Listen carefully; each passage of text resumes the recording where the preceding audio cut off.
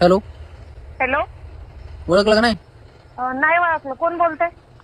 अहो त्या दिवशी नव्हतं का आलो पाहुणा होऊन तुमच्या घरी पोरगी बघा तुमची. पाहुण होऊन पोरगी. हा हा हा. बोला की.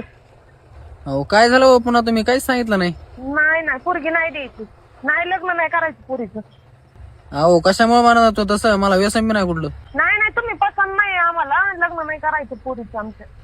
अहो तुम्हाला नसू द्यावं पसंत, पण तुमच्या पोरीला तरी पसंत असेल ना. मी अहो पोरीलाच आमच्या पसंत नाही. मला पसंत करून काय माझं लग्न करायचंय का? पोरीला बी आमच्या पसंत नाही. हं. पोरीला आहे मस्त पसंत, पण आमच्या माणसांना नाही पसंत. त्या पोरीच्या मामाला विचारलं, पोरगा असंच आहे. हं. पण आम्ही पण बाहेर वाईट जरा चौकशी केली 4-5 दिवसानं.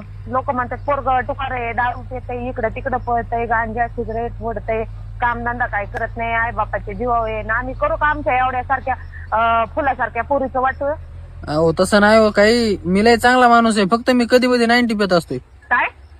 अहो मी लय चांगला आहे म्हणलं, मी फक्त कवा बावा 90 पेत असतोय. मग 90 प्याला काय, दारू प्याला काय? मग भाड्या फोन कशाला केला तू? 90 पेतो नाही मग एखाद्याचं मुठ पी ना तू.